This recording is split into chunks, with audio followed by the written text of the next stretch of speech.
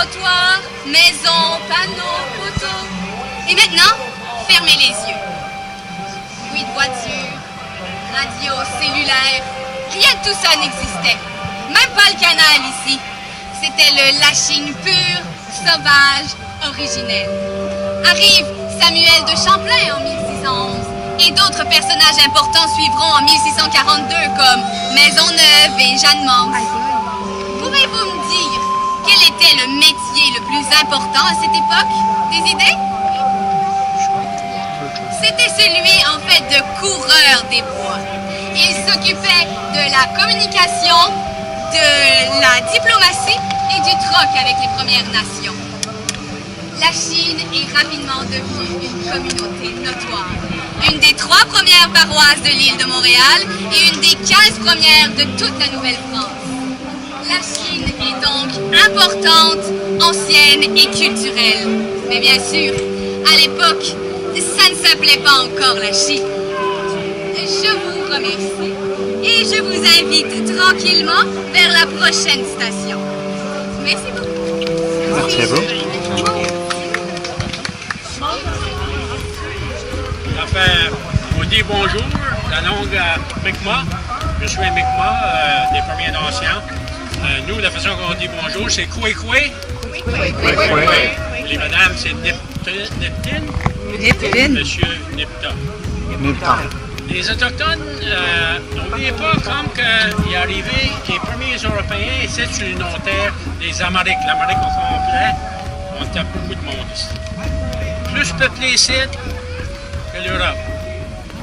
Il n'y avait pas de recensement exact, mais par les activités économiques, on était proche à 300 millions à travers les Amériques.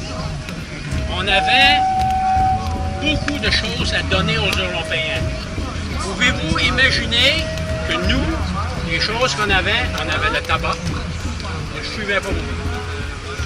On avait aussi une affaire qu'on appelle la tomate. On a donné la tomate. Imaginez les Italiens, pas de tomate, il n'y a pas de spaghetti, hein? Pas de pizza, c'est sûr. On a donné aussi du caoutchouc, la gomme à mâcher qu'on aime toutes, vient du Mexique, les Autochtones du Mexique avaient ça. On avait aussi la patate, on a nourri beaucoup les Irlandais, mais ils n'ont pas appris assez pour empêcher leur famine. On avait aussi le maïs, qui a fait beaucoup profiter nos anciens. On avait beaucoup de sortes de céréales qu'on donnait aux Européens. Puis Pierre, pas d'autres qu'on donnait aux Européens. On avait des l'ananas.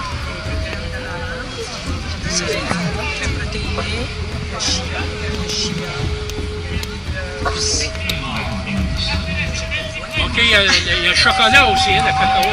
Oui. Il y a aussi. Beaucoup d'essence d'arbre, parce qu'ils faisaient des noix par eux, donc ils sont venus chercher des essences d'arbres. Beaucoup d'essence d'arbre. Des plantes médicinales. Les plantes médicinales, la médecine. Ça fait comme vous voyez, il y a beaucoup de choses que les Premières Nations ont données. On a reçu beaucoup de choses des Européens. Hein? Ça fait, c'est sûr, nous, on n'avait pas de chagrin. Ça fait cuire notre manger. Ça fait les premiers chagrins qu'on a eu des Européens, ça fait en cuivre. OK? C'était bon, ça cuivait. Mais de ce côté, si tu fais ça chauffer, ça tombe. Ça fait, c'est sûr que l'Autochtone, il adorait ça. Moi, ce qu'ils nous ont donné aussi en échange pour les produits que je vous ai expliqués, ils nous ont donné des fusils. Les fusils, c'était bon pour la chasse. Et nous autres, c'était tous des fusils de chasse qu'on avait. Si jamais on tombait alliés, là, ils nous donnaient des fusils de soldats qui étaient nocifs, je pense, pour notre mort. Hein? C'était vraiment nocif d'avoir ces genres de fusils-là, faire la guerre, faire les guerres. Ils sont toutes réglées dans les wigwams et dans les tipis. C'est qu'on avait un conflit, nous, on s'assisait dans le cercle. Mais comme que les Européens arrivaient, ils sont montés au pyramide et ils ont monté ça comme une pyramide. Ça fait depuis le temps-là qu'on veut qu'ils viennent s'asseoir dans le cercle avec nous. Alors là, dans le cercle, tu prends un plus haut que l'autre. On se voit tous les yeux. C'est important de se voir les yeux. C'est ça ton ouverture d'esprit. En autochtone, si tu arrives assis dans le cercle et tu regardes à terre, il va te le dire. As-tu quelque chose à te cacher? Les yeux parlent. Okay? Ça fait dire, les premiers anciens, comme les Européens arrivaient, les autres, qu'est-ce qu'ils voulaient beaucoup? Ils voulaient intégrer les premiers nations avec les Européens. C'est pour ça que Champlain, quand il arrivait à Tadoussac, à la pointe des Alouettes, il a demandé aux Algonquins et aux Montagnais, c'est-tu correct si nos hommes marient aux filles? Il a passé toujours 5 ans, il n'y a pas de femmes blanches. C'est juste des femmes autochtones et des hommes qui venaient d'Europe, c'était des Français. Les chefs ont dit oui. C'était des hommes de 30 ans qui mariaient des filles de 9 ans. Vous imaginez, là, dans le temps-là, c'était très acceptable. Puis les mariages. Coulait la fille et sa première lune. En étant qu'elle avait sa première lune, elle était capable de se marier. Elle avait des petits chapeaux, spécialement le Mi'kmaq de mon ancien à moi. Il faisait un beau petit chapeau pointu, il mettait sa tête, puis il savait qu'elle était prête à se marier. Si tu as vu la figure des Autochtones à ce temps-là, les figures qui ont toutes tatouées. C'est pas comme Hollywood, on dit Hollywood. On avait un peu comme en Nouvelle-Zélande, les Maoris, qui avaient les tatous coupés, nous, et qui ont fait des petits os, puis c'était fait avec des plantes, des différentes couleurs, qui disaient ton clan. Le clan d'un autochtone était très important. Moi, je suis du clan du Cougar. Pierrette, elle est le clan de Loi Blanche. Si que Pierrette serait du clan de Cougar, elle ne peut pas de marier, elle est apparentée. Vous avez des noms de famille, right? Puis le nom de famille dit qui est ton oncle, qui est ton frère, qui est ton cousin. Ça fait que tu ne maries pas quelqu'un de ton rang de famille. Mais nous, si j'arrive et je rencontre une femme, moi je suis du clan du Cougar, puis je rencontre une femme tortue, du clan de la tortue, je peux la marier, mais c'est le clan de la mère qui est la plus forte. C'est la lignée matriarcale qui est le plus fort. Les Autochtones, nous, les Mi'kmaq, on est très patriarcal. Beaucoup, mais il y avait une nation, spécialement ici, les Iroquois, faisaient partie de la nation des Haudenosaunee, les 5 nations, étaient très matriarcales. Vous saviez-vous comment ça marche, ça? 6 femmes sages, une qui s'assied en arrière, un peu comme nos gouvernements municipaux. C'est qu'il y en a 3 qui votent contre, 3 qui votent pour. C'est celle en arrière qui vient trancher la question. Ça fait qu'il a beaucoup été inspiré des gouvernements des Premières Nations. Washington et Ottawa. Ça fait, excusez-moi, il faut qu'on... On se déplace. Merci. Merci. Vas-y. Alors nous sommes en 1667. Un jeune homme, à peine âgé de 24 ans, arrive en Nouvelle-France. Son nom, René Robert Cavelier de La Salle. À peine arrivé en Nouvelle-France, les Sulpiciens, qui sont les seigneurs de l'île, lui offrent la possibilité de développer un arrière-fief, c'est-à-dire un domaine, en amont des rapides de la Chine. Mais aspiré par la gloire et par l'honneur, ce dernier va vendre sa propriété qu'il aura nommée le Saint-Sulpice à un dénommé Jean Milot. Avec l'argent ramassé par ses ventes, il préparera en 1669 une expédition vers l'Orient, plus précisément vers la Chine, en traversant les Grands Lacs. Mais il ne partira pas seul. Il sera accompagné d'un sulpicien du nom de Dollier de Casson. Et c'est ainsi que nos 2 acteurs ici partiront le 6 juillet, direction la Chine. à peine 2 semaines après leur départ. La population locale commence déjà à surnommer la côte Saint-Sulpice du nom de la Chine. Laissons nos 2 personnages principaux s'expliquer. C'est l'heure du thé.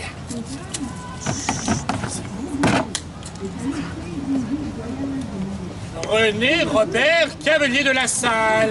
Et je vous dis, c'est Sieur Cavelier de la Salle. Je suis le seigneur de la côte Saint-Sulpice. Vous le savez. Oui, effectivement. Bon, alors. À peine âgé de 26 printemps et déjà un jeune seigneur depuis 2 ans, soit en 1667. Même si vous n'en avez guère les agissements. Oh! Mais je suppose que c'est en m'accroupissant derrière un bureau comme vous le faites que j'en aurai un jour la manière et les agissements. François Dollier de Casson. Ha! De Casson, quel Bien, vous savez qui je suis. Vous connaissez donc l'importance de mon soir croupissant travail administratif, à rédiger l'histoire de Montréal, à m'engager sans répit à l'aménagement de canal et à assurer la coopération des nations algonquiennes et Casson! iroquoises. Cesse de fausse modestie. Sachez que je suis en Nouvelle-France depuis presque aussi longtemps que vous, soit en 1667, chose qui ne me rajeunit pas d'ailleurs. Date depuis laquelle vous avez accompli moins que les escargots qui sillonnent les champs de vos censitaires. Ah! Cuba! Parce que j'en ai le choix. Me permettons ici de laisser les bras courts à la rage de vivre qui sillonne en mon cœur. Ah! Me permettons ici de laisser libre cours aux envies d'aventure qui tenaillent mes jambes. Ah! Non! Eh bien voilà. Et si on relâchait les rênes, Comment? Je n'ai point d'écu, je n'ai ni louis d'or que des vêtements. nous sommes au courant de vos ambitions. Votre rêve de vendre votre terre pour financer une expédition vers l'ouest est parvenu jusqu'à nous, seigneur de l'île de Montréal. L'histoire est balimaire. On parle, dit-on, d'une expédition jusqu'en ouest, jusqu'en Orient, jusqu'en Chine. Des rumeurs, vous dis-je. Des rumeurs qui galopent vite d'ailleurs. Plus vite que vous ne l'imaginez. C'est un certain membre de notre communauté qui nous a mis au courant. Qui ça? Un certain Jean Cavelier de la Salle, votre frère. Jean Cavelier de la Salle! Mon frère! Mais dites-moi, vous qui l'avez vu, a-t-il toujours la bouche plus pleine de rhum que sa tête n'a de sens? Vous savez, cher sieur Cavelier de la Salle, à peine 25 ans se sont écoulés depuis la fondation de Montréal par Paul Chemété de Maisonneuve et Jeanne Mance. Au cours de ces premières années coloniales, les temps furent difficiles. Le voilà. L'espoir des colons n'a souvent tenu qu'un fil. Et voilà! Sieur Cavelier de la Salle arrive en séance avec un projet fou d'aventure qui enflamme les lèvres et enflamme les cœurs et redonne espoir, n'est-ce pas? C'est bien cela? Je comprends. Vous voulez faire de moi votre modèle. Soit. Vous voulez faire de moi votre héros. Je le conçois. Vous voulez faire de moi un symbole d'aventure. Il reste une chose, cependant, monseigneur, mon bureaucrate croupissant. Il me faudrait une chose que, puisque j'ai suffisamment eu de surprise pour aujourd'hui, une chose encore. On dégage. Ne prétendez pas que l'image vous déplaît et sachez que vous avez des supporters haut placés qui vous voient effectivement héros. Mais ne faites pas d'idée, vous avez également des détracteurs qui vous voient également comme un ennemi. Ceux qui scandent le vieil adage, si jeunesse savait, si vieillesse pouvait. Mais je vous réserve tout de même une autre surprise. Quoi? Je partirai avec vous. Vous? Mais de Casson! Vous n'avez point les allures et l'accoutrement d'aventure. Guère moins que vous, jeune aristocrate. Eh bien, soit. Puisqu'il le faut, je propose donc une chose. Partons maintenant vers la Chine. En Chine, voulez-vous dire? Non, je vous dis la Chine. En Chine. Mais partons vers le sud et nous trouverons. C'est vers l'ouest, pas vers le sud. Avançons le pas, nous verrons par la suite. Parfait.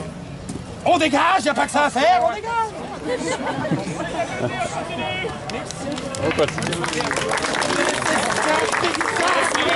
Applaudissez enfin.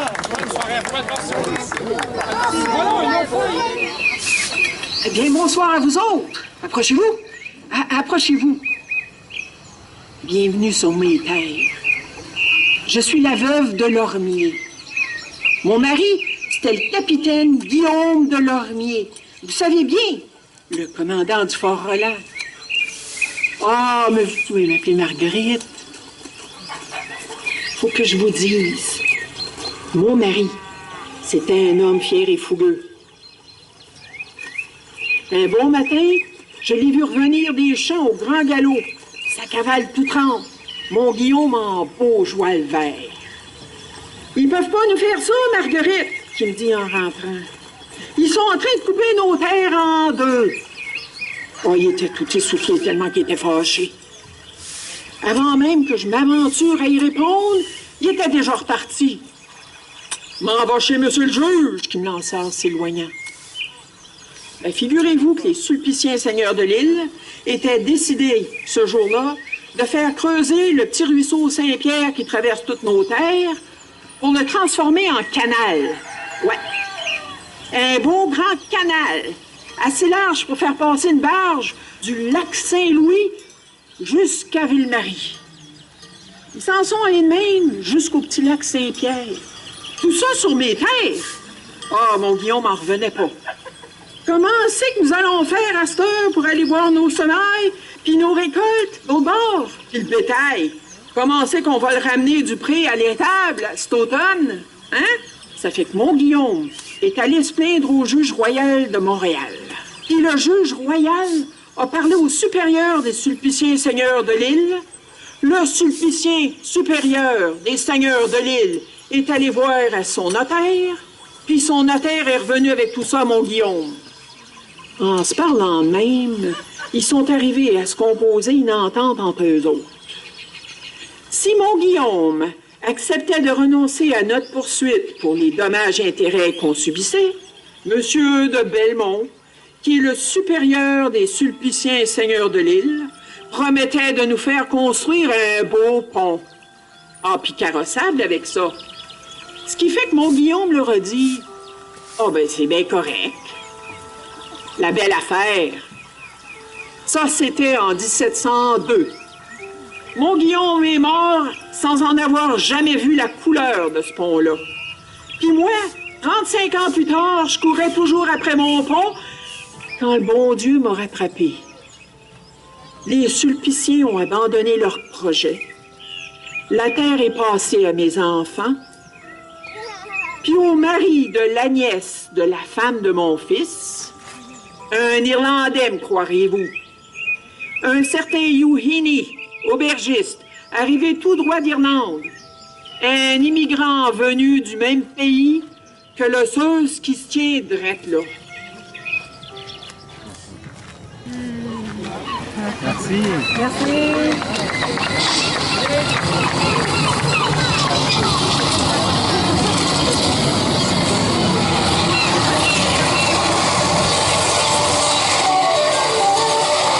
Je peux bien vous raconter mon histoire.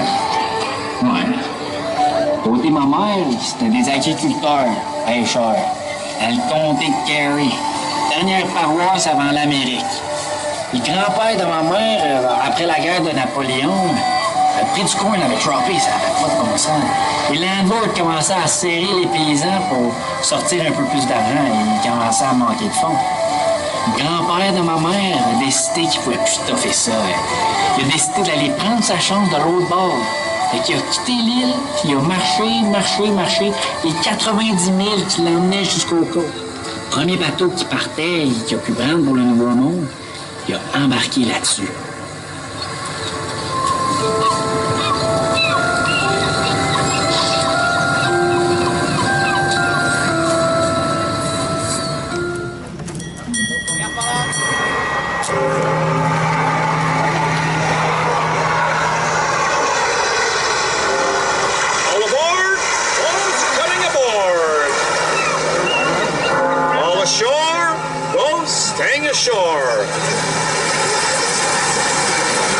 James Wilson, maçon. Pat Delaney, maçon. Margaret Gleason, et vos enfants. Patrick Dunn et Sally Lador. Ça dit ici que vous êtes du comté Queens. Et moi aussi. Désolé de vous voir partir.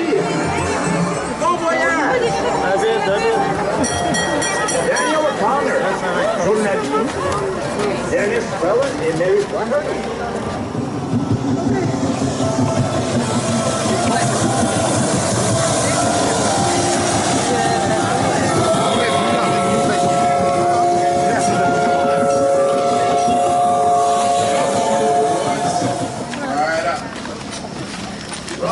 Here and sign up. Right here.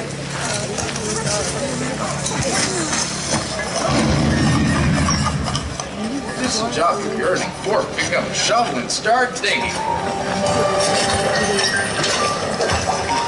You'll find no better pay, no better work. Shilling a day for a mere 10-hour shift. What do you say? Boys, what do you say? We need navvies just like you to build this here canal. All the way back to old Montreal. Shilling a day. Starting pay starting today. Or if you prove worthy.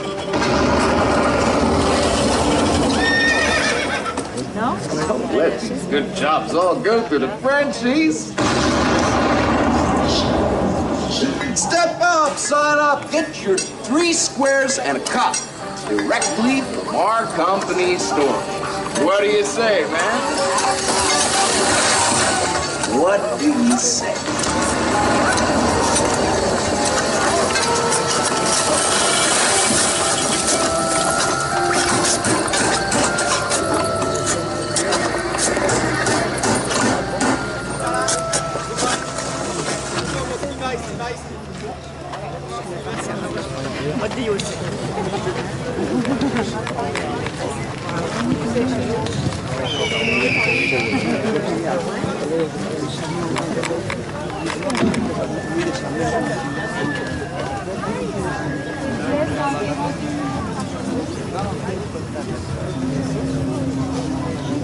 ¿Qué toma foto de qué, oye? ¿De qué toma foto? No sé. Disfruta.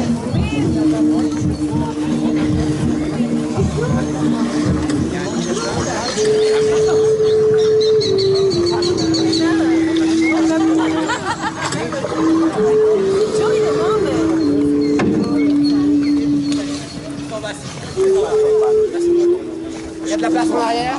Parfait. Par là, par là.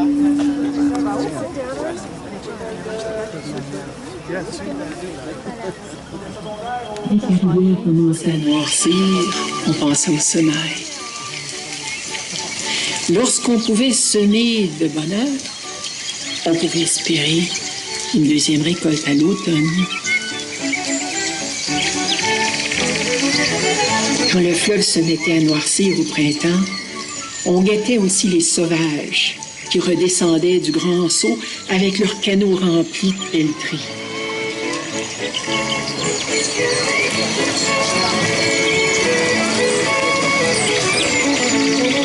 Tout le monde y allait de son appel au troc. Et où? Tout le long de la côte. Chacun espérait faire une bonne affaire. Troquer un peu de l'or, un peu de pain, une pinte ou deux d'eau de vie pour quelques belles pelleteries.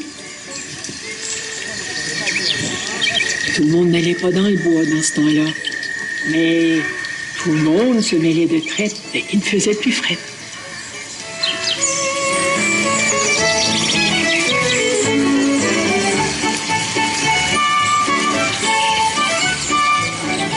All the effectives and men you can collect with all the arms in your possession. Signed, E.P. Wildgrass, by order of Major Penner. To me, men, the rebels are fleeing from St. Eustache and will be upon us any minute. Take these marching orders to Chief George Delorme in Cognawaga post haste. Go now. Forward! And you there, start evacuating all women and children from those farms closest to the river. Forward!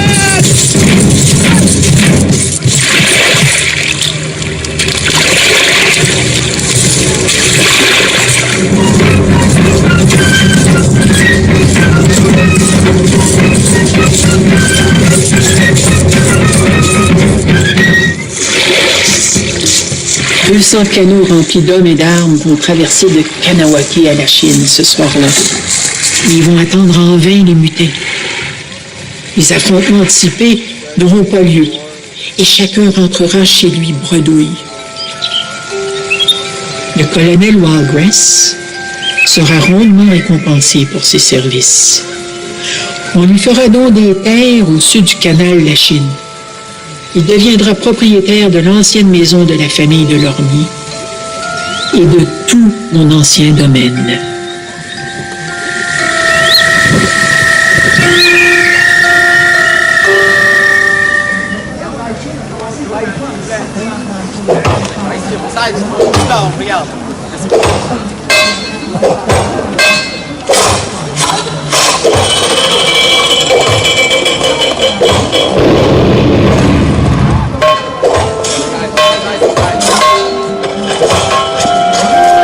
J'ai d'abord trouvé une place pour rester. C'était chez une veuve. Mon mari était mort dans la construction du canal de la Chine. Il y avait une chambre qu'à louer. J'ai connaissance d'un maçon, un autre Irlandais, puis un Canadien français. Elle était bien forte.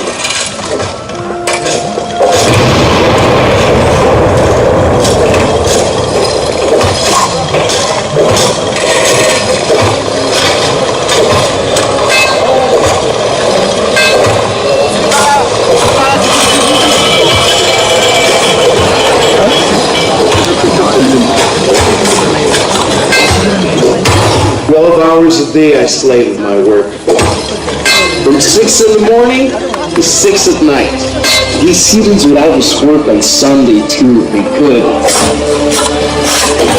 All this for a scant shilling a day's pay. Not even paid in real money. Tender here or credit notes, no good to us anywhere but their company's store. God forbid I should be injured, I'd be tossed out of my arse. Don't know how much longer I'll last at this rate. No sense complaining, though. We were warned. Plenty Frenchies take her place if we're too soft for the work.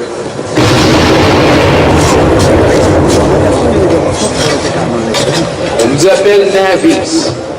Les pauvres immigrants irlandais sans métier, faciles à exploiter. Attention. On est 1200 sur le chantier du canal ici de la Chine. Il y a 2500 de nos gars sur le chantier de Bois-Noir. Et Pierre Larrotte, la compagnie, vont tout toujours avoir le dessus sur nous autres.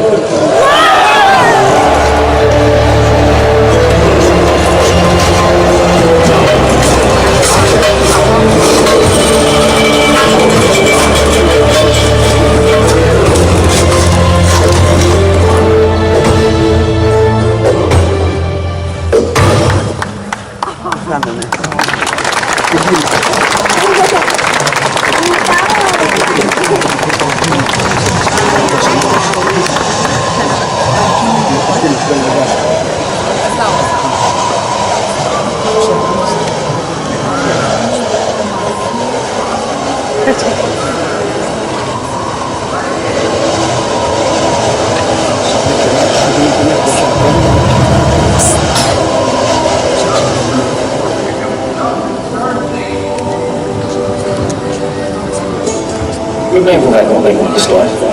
All aboard! All's coming aboard! Quand il est arrivé à Québec, c'était un samedi du mois d'octobre 1820. Up clear and sign out. We beat Navis just like you built this here. Le fleuve était amorti on mettait aussi les sauvages qui redescendaient du Grand Saut avec le canot remonté.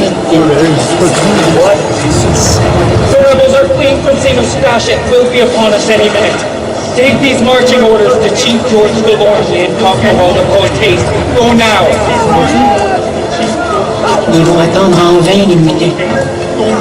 Les affrontements anticipés n'auront pas lieu. Mon mari était mort dans la construction du canal de la Chine. Et chacun rentrera chez lui bredouille. Signed E.P. Wildgrass by order of Major Pennington. No sense complaining, though. We were warned. Plenty Frenchies take her place if we're too soft for the work. Pierre Larrotte, la compagnie, vont pas toujours avoir le dessus sur nous autres.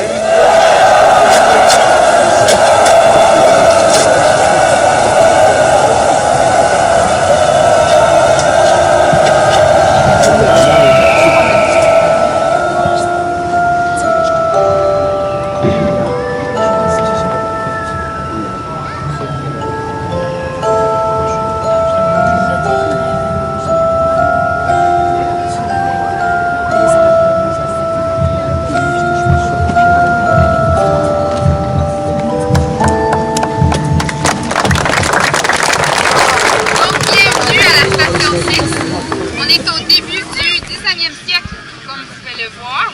Je m'appelle Marie-Hélène Fraser. Je suis la fille du marchand James Fraser, un Écossais évidemment. Et je vais vous parler du commerce à la Chine. Et relié au canal évidemment. Donc, en 1825, le canal de la Chine est complété.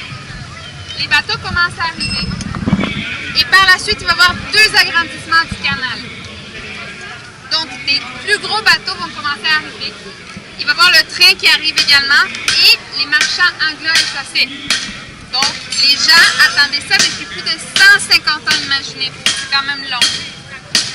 Vous allez voir tantôt, on commence à avoir des gens qui arrivent à cause du canal. Le commerce commence à s'étendre, si on peut dire ça, vers la fin du 19e siècle, donc en 1880. Il va y avoir un marché public qui va être construit. Et on va voir plusieurs professions qui vont arriver, dont le forgeron qui est ici. On va voir aussi des charretiers, des bijoutiers, des cultivateurs, des apothicaires et un peu de tout. On va voir aussi des hôtels et des auberges se construire. Et pensez-vous qu'il y a de l'électricité à cette époque-là? Non, pas encore, mais ça s'en vient. On est très proche, c'est la fin du siècle.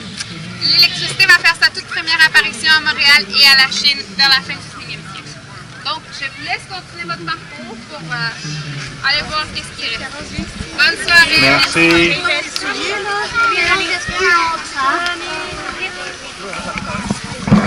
Où ça?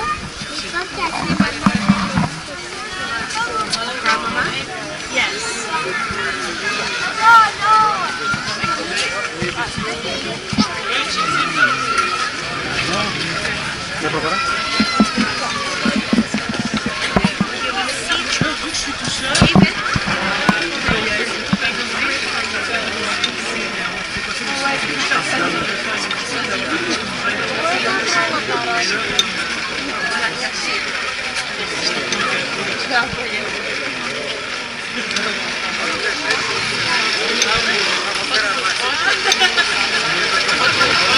Seulement 1860, on a le droit? Oui, absolument.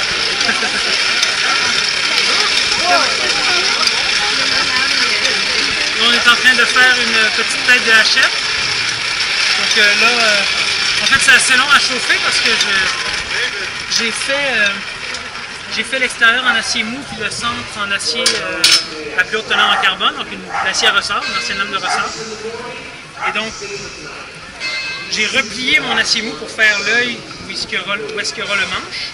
Et la partie où est-ce qu'il y aura le tranchant, j'ai mis une inclusion au centre de l'acier de meilleure qualité. Mais là, c'est pas soudé ça, c'est juste rentré un dans l'autre. Donc là, ça fait quelques fois que je le fais, mais je suis en train de souder tout ça ensemble au feu. Donc on n'a pas d'électricité en 1860. Donc il faut que je chauffe mon fer pratiquement au point de fusion. Je mets du borax entre mes différentes couches de fer pour pas qu'il se crée d'oxydation et que mon fer puisse vraiment s'amalgamer efficacement. Et là, je vais chauffer tranquillement. Il faut que je monte la température relativement doucement parce que l'acier qui est au centre, qui est à plus haute teneur en carbone, il fond à plus basse température que celui qui est à l'extérieur. Donc là, si j'y vais fort, celui au centre va fondre, celui de l'extérieur va être à température. Donc il faut que je les fasse monter vraiment lentement pour arriver au point où les deux sont à une température qui est descendante pour souder. Et là, vous allez voir, vu que j'ai un peu de borax dans les interstices, il va falloir que quand je vais sortir la pièce, vous pouvez poser des questions et tout, mais quand je vais sortir la pièce, je vais vous demander de reculer parce qu'il peut y avoir des petites particules de borax qui sont chassées des interstices quand je frappe et ces petites particules-là peuvent aller rejoindre particulièrement le niveau des enfants. C'est ça. En attendant, des questions. Les adultes, le téméraire, je reste un peu en avant, mais je suis pas responsable des vêtements brûlés. Et sinon, au milieu de la rue, au moins.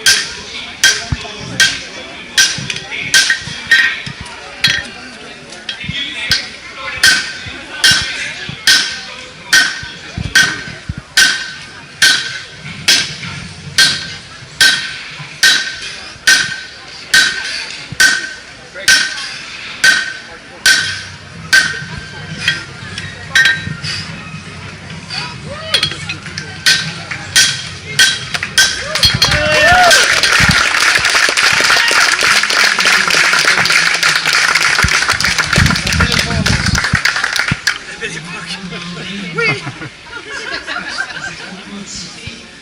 Là, vous voyez, toute ma partie en avant est bien soudée. Il faut que je tape encore pour aller souder ici jusqu'à l'arrière.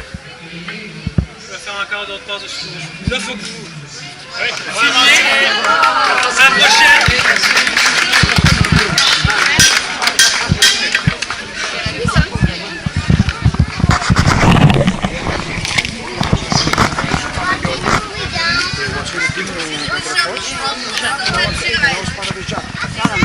C'est sûr que c'est du vachement bon. En plus que ça, les jus étaient un petit peu taillés pour que ce soit un peu dans le seau. C'est très utile. C'est quelque chose de utile qu'il y a eu dans l'histoire. Ça sent, on peut même chauffer dans nos maisons, par exemple, si vous avez une petite grille. On peut même vous les livrer. Hyper utile, hein. En plus, c'est seulement 2 kilos, mais c'est vraiment utile, par exemple. Pour le train, c'est vraiment... Si jamais vous voulez prendre le train pour exemple, voir un peu des amis, exemple, hors de l'île, pour voir la montée des jus, par exemple. Il y a comme la bonne nourriture qu'il y a là-bas, comme exemple le bon maïs, le bon lait, qui est tout frais, qui vient tout juste sortir, et les bonnes pommes, qui viennent tout juste d'être cueillies, ça, c'est une vraie spécialité, mais aussi, le charbon, c'est parfois très sale, n'essayez jamais de jouer avec ça. Je peux jure, j'ai essayé une fois, mais ça s'est très mal passé. Mais le charbon est quelque chose de très utile, c'est un très bon combustible pour le feu, mais ça dure très longtemps. Avec ça, on peut même faire quelque chose des petites affaires très utiles. Ça vient pas de Montréal, il faudrait tout qu'on en cherche sur les normes. Nous aussi, ça vient du nord du Québec et des États-Unis. On peut n'en trouver pas.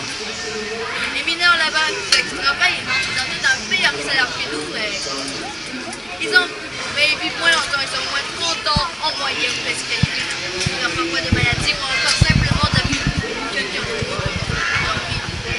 c'est vraiment pas si bon, non. Mais aussi, nous, on peut vivre plus longtemps parce que ici, on a moins de choses.